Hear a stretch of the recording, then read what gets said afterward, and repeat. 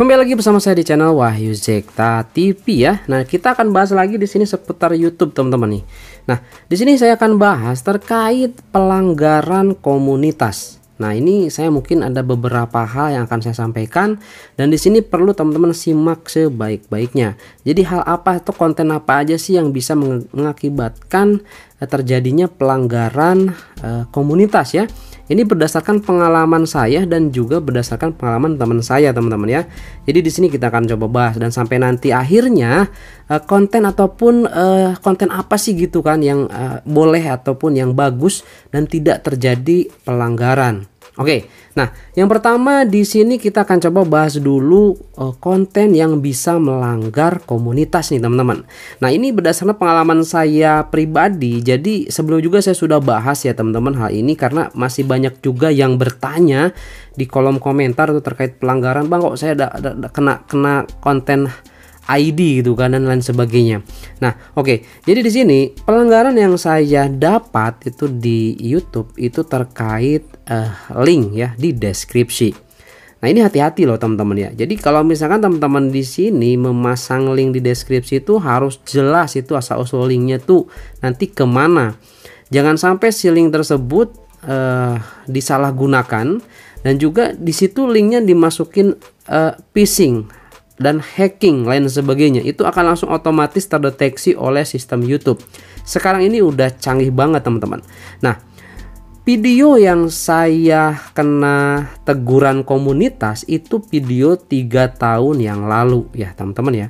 Jadi sistem otomatis mungkin sudah mengupgrade untuk keamanannya terkait ya tadi tuh terkait untuk pelindungan terhadap pelanggaran itu langsung terdeteksi teman-teman ya. Itu video 3 tahun yang lalu loh, bayangkan.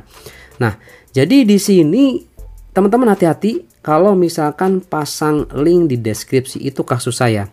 Nah, untungnya di situ saya cuma dapat peringatan dan salahnya saya di situ malah menghapus videonya. Padahal yang kena teguran itu kan bukan videonya, tetapi deskripsi. Cukup kita hapus saja link-linknya itu, kemudian kita ajukan banding dan selesai teman-teman. Ya, videonya nggak perlu kita hapus. Nah, ini jadi pelajaran buat teman-teman. Kalau misalkan teman-teman mendapatkan teguran komunitas, itu harus perhatikan terlebih dahulu yang terkena teguran ataupun yang terkena pelanggarannya itu di mana?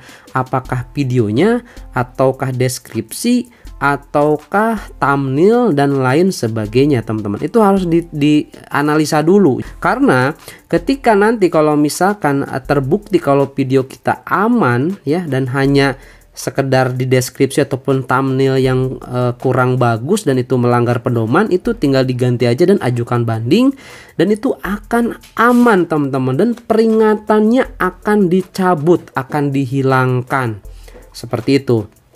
Nah, kalau misalkan teman-teman tidak melakukan hal itu, ajukan banding ataupun ya salahnya di deskripsi ada link, kemudian teman-teman hapus videonya, teman-teman nggak bisa ajukan banding, otomatis nanti peringatannya di dashboard itu akan terus ada teman-teman ya, seperti itu.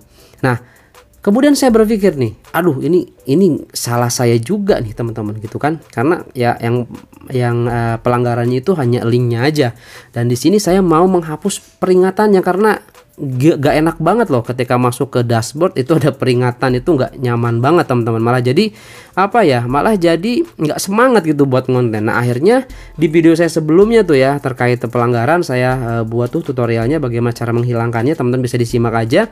Jadi intinya saya di situ menggunakan bantuan YouTube.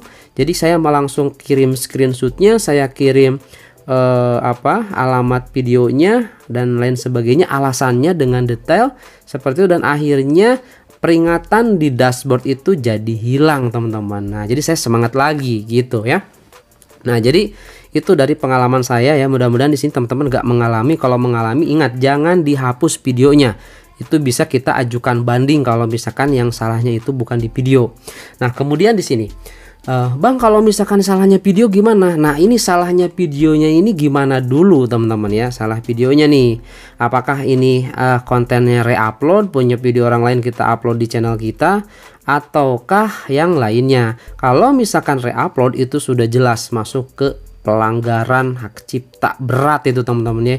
Itu ada klaim hak cipta nantinya, itu bahaya banget. Jangan sampai lah di sini teman-teman reupload ya, janganlah. Kalau reupload tuh nantinya malah susah sendiri. Kalau udah banyak subscriber mau kita coba monet dan sebagainya itu susah teman-teman, seperti itu ya. Jadi itu ya perlu dilihat videonya itu seperti apa dulu. Kalau reupload udah jelas itu pasti kena klaim hak cipta ya. Nah, kemudian di sini ada nih, ini kasus teman saya ya. Kasus teman saya Cara Sandi ya. Nah, dia ini membuat konten tutorial. Cuman sayangnya si konten tutorial ini mengarahkan kita untuk mendownload aplikasi berbayar menjadi gratis. Gitu loh teman-teman ya. Itu hati-hati. Nah, itu kalau misalkan teman-teman buat tutorial itu jelas melanggar pedoman komunitas ya. Nah, ini hati-hati kalau teman-teman buat tutorial nih, kita punya aplikasi dan aplikasi itu memang berbayar, tetapi teman-teman buat video, kemudian cara downloadnya, cara installnya juga dan lain sebagainya, dan aplikasi tersebut berbayar, itu berbahaya teman-teman. Itu bisa langsung kena teguran. Nah, itu mah bukan deskripsi lagi. Jadi itu mah benar-benar ada pelanggaran di videonya. Jadi tutorial yang yang ilegal lah seperti itu. Itu hati-hati. Jadi konten-konten semacam itu harus dihindari teman-teman. Kemudian konten gaming. Konten gaming hati-hati nih teman-teman. Meskipun banyak game-game yang gratis, tapi kadang-kadang teman-teman memainkan game yang berbayar. Hati-hati loh. Terutama ya game-game berbayar meskipun menggunakan cloud gaming, itu kalau kita coba dengan cara yang salah itu hati-hati. Kalau misalkan tim YouTube-nya jeli, itu kita bisa kena teman-teman ya. Itu hati-hati ya. Jadi kalau bisa game yang berbayar lah teman-teman beli lah ya. Itu kan untuk modal konten kita, itu beli. Kalau nggak mau beli ya teman-teman ya harus pakainya game-game yang gratisan. Nah, itu rata-rata game yang ada di Play Store itu gratis teman-teman ya. Jadi kita bisa mainkan, dan perlu teman ketahui nih, hati-hati ya.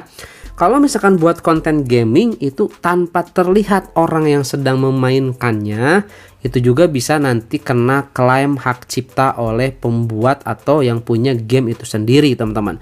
Jadi nanti klaimnya diambil sama mereka gitu ya. Jadi kita tidak mendapatkan penghasilan, tapi memang itu tidak akan berpengaruh terhadap pelanggaran ya. Itu malah justru menguntungkan pihak developer game tersebut. Begitu ya. Itu hati-hati nih di sini teman-teman ya, untuk terkait konten game juga nih. Gitu ya. Kalau gamenya berbayar kita coba mainkan dengan cara gratis, krekan, ketika kemudian kita coba perlihatan pada saat kita masuk ke dalam gamenya, masuk dulu ke Explorer, kemudian cari file exe nya, kita klik, itu pasti kena pelanggaran teman-teman ya. Karena ya rata-rata game-game yang ada di Steam itu semuanya berbayar, dan rata-rata game yang di luar Steam itu pasti krekan, atau yang gratisan tuh ya itu pasti krekan teman-teman, ada cracknya gitu ya. Oke, seperti itu. Mungkin udah jelas di sini ya teman-teman ya, terkait pelanggaran komunitas ya. Nah, oke. Nah, biasanya nih kalau pelanggaran komunitas teman-teman di sini apa nih yang pernah kena gitu kan, bisa tulis di kolom komentar ya. Nah, kalau misalkan saya lihat juga ada yang komen di kolom komentar, Bang, saya kena teguran komunitas, cuman ya jadi di situ tuh terkena hak cipta. Nah, rata-rata seperti itu karena mungkin di sini padahal videonya original. Nah, itu berarti ada beberapa unsur yang memang itu melanggar komunitas ya. Jadi ada hal di dalam video tersebut yang tadi seperti kata saya tadi, kata game itu ya, atau game ataupun aplikasi itu di dalam sebuah konten video kita perlihatkan, padahal itu buatan kita sendiri, original kita sendiri, tapi bisa kena hak cipta. Mungkin hal seperti itu teman-teman. Makanya di sini perlu diperhatikan ketika kita buat konten. Jadi hal-hal yang sensitif seperti itu harus dihindari. Kalau bisa di skip aja kalau yang seperti itu, dan jelaskan saja hal yang pentingnya. Nah, gitu teman-teman ya, di sini mungkin untuk terkait pelanggaran komunitas. Jadi saran saya di sini teman-teman, kalau misalkan buat konten itu yang benar-benar original itu pastinya yang buatan sendiri. Cuman buatan sendiri juga kita harus perlihatkan lagi ya apa aja tuh pokoknya, intinya di dalamnya tuh. Jangan sampai kayak teman saya tadi gitu kan, buat tutorial dengan video kita sendiri tapi toh ujung-ujungnya kena pelanggaran dan videonya langsung dihapus oleh YouTube. Jangan seperti itu. Jadi harus ada triknya, caranya gitu teman-teman ya. Yang pasti hal-hal yang sensitif pada saat kita menjelaskan tutorial itu kita harus sembunyikan, kita harus di skip aja lah, seperti itu teman-teman ya, biar nanti tidak terdeteksi oleh sistem YouTube dan terjadi pelanggaran komunitas ya. Oke, itu aja mungkin teman-teman ya di sini. Semoga informasi yang saya berikan ini membantu teman-teman YouTuber pemula, apalagi yang terkena teguran komunitas ya. Kalau misalkan ada yang mau ditanyakan, bisa teman-teman komen di kolom komentar aja ya. Nanti mungkin saya akan coba bahas di video ya. Oke, itu aja mungkin di video kali ini. Ya, jangan lupa subscribe juga teman-teman ya, terutama bagi teman-teman di sini YouTuber pemula ya, biar nanti kita bisa sharing di sini terkait YouTube ya teman-teman, seperti itu. Oke, itu aja, sampai ketemu lagi di video selanjutnya. Oke.